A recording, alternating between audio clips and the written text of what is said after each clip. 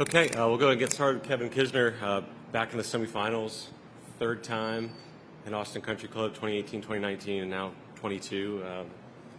Kevin, obviously an incredible morning match comeback, and then winning pretty solidly out there this afternoon. Just kind of take us through the day.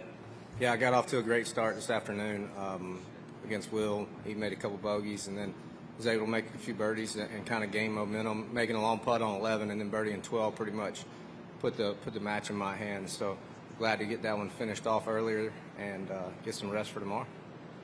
Perfect. All right, we'll just go and start right into questions. Start with Doug and we'll go to Rex as well. We talked about the putt, I believe it was on 12, the long putt, and then 11. Going back to this morning when you hold out the bunker shot. Is there something about this event that allows you to be a little bit more aggressive in the pull-off shots like that, or is it just timing? Well, 11, I just had that putt a bunch, so I knew exactly what it did, and I got to see Will before me. This morning on 16, it was pretty much make it or go home, or at least give it a good shot. I had to make 4 and 3, or needed a 3 or 4 at the worst, so I told my caddy I was going to fly it in on 16 this morning. That didn't really happen. I just trickled it in. Hey, Doug, go ahead. In terms of what you did this morning, which we can get to in a minute, but I remember a couple years ago you went on a double match day, which was Sunday. You went like extra holes with Noren, and then you get through and you and then I think Bubba got you pretty good. I guess my question is, when it's that much of a kind of a high energy, high charged comeback, is there any concern about going right back out and trying to get yourself up again? Yeah, for sure. I felt like that I had an advantage this afternoon just from a mental standpoint and a physical standpoint. He's obviously played 22 holes. I've been laying around on the couch in the locker room for an hour, and he's not really, I mean, shoving down a sandwich and going to the first tee. 85 degrees, wind blowing 20, greens rolling 14. It's not the easiest in the world to get right back into it. So I've learned a lot being in this position about how you prepare for the afternoon rounds, and I think that helped me today. If you were being like super honest with us, when you are 3 down with 4 to play, what are you thinking in terms of your chances at that point? Well, it's not looking good, but I don't ever give up. So I knew I needed to make some birdies. I knew I needed him to start thinking about it. That's what I'm always trying to do, is get the opponent to think about what I'm doing instead of what they're doing. And I was able to do that, I think, when I hold that bunker shot on 16. Just on that, I mean, the bunker shot really stands out, and it was superb. I'm curious what you had in on 15. I'm sure it was nothing more than a wedge, but yeah. that seems like that was probably equally important and not going to get any highlights.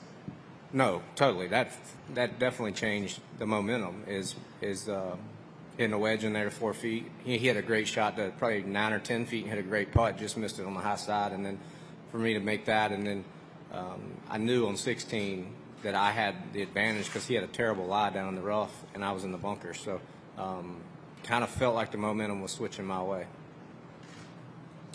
Hey, Kevin, I want to talk strategy here on this golf course and then this championship with you. You're top 40 on tour in strokes gained around the green, top 5 in strokes gained putting. So does that give you more confidence in being more aggressive here, that if you do make a mistake, you know you've got a pretty good shot at recovery?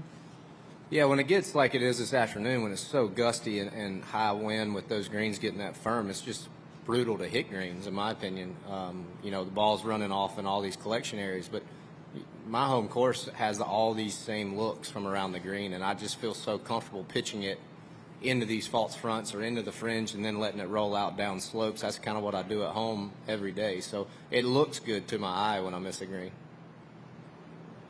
Yeah, Benny, go ahead. Hey, Kevin, you kind of just talked about it, but this is your 20th win here at Austin Country Club. You talked about it all week, but why do you love this golf course? Well, I think it's great for match play. I think there's a lot of risk reward. There's a lot of, I don't feel like I'm behind the 8 ball on the first tee from a distance standpoint. I haven't played a single person yet in 5 matches that hits it anywhere remotely close to the same distance as me. So I'll give you an example. On 11 tee, I tried to cut a 6-iron and Will hit a 9-iron and flew it past my ball. So in a lot of events, I'm dead in the waters. So you want to talk or me? I know. No, I'm just kidding. In a lot of events, I'm behind the 8 ball before I tee off. So I love that I can work the ball, use slopes, used the firmness of the fairways and the greens to help me. Kurt? Kevin, I wonder if you and Billy ever want to just write a manual on how to play this golf course. Would you think about selling that? Yeah, we could. If the members have any money around here, we could probably help them out a little bit. You know, Billy and I have a lot of similar game. Hit it about the same distance, try to rely on good putting from inside of 10 and 12 feet. So it was no craziness to me that he won here. Is your form right now as good as it was when you won here?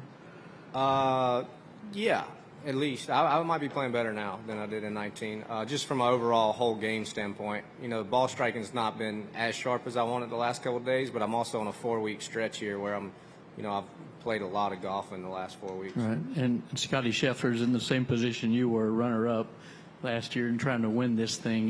Did you feel that was a huge edge, you know, finishing second the year before? Well, I felt like I knew how to handle it better to prepare for the final match, that's for sure. I didn't feel the need to rush back and try to go through my routine to go play. It was more casually stroll the tee and get loosened up as you went. And you're such a good match play player. Do you think you should be on every Ryder Cup team and every President's Cup team? Well, it depends on where we're playing. If I say it all the time, if we're playing at Bethpage, you can leave me at home. Yeah.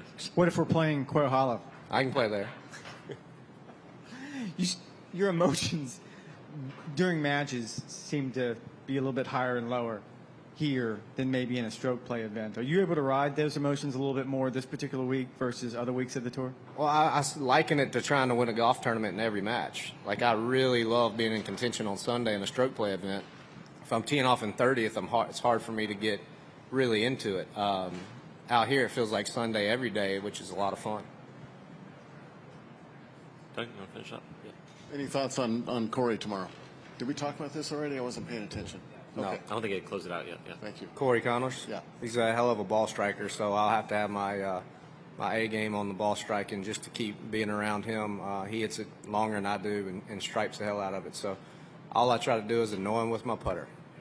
There you go. And I've tried this question with someone else and totally butchered it, but as you Not you. do you even pay that close attention to who's next?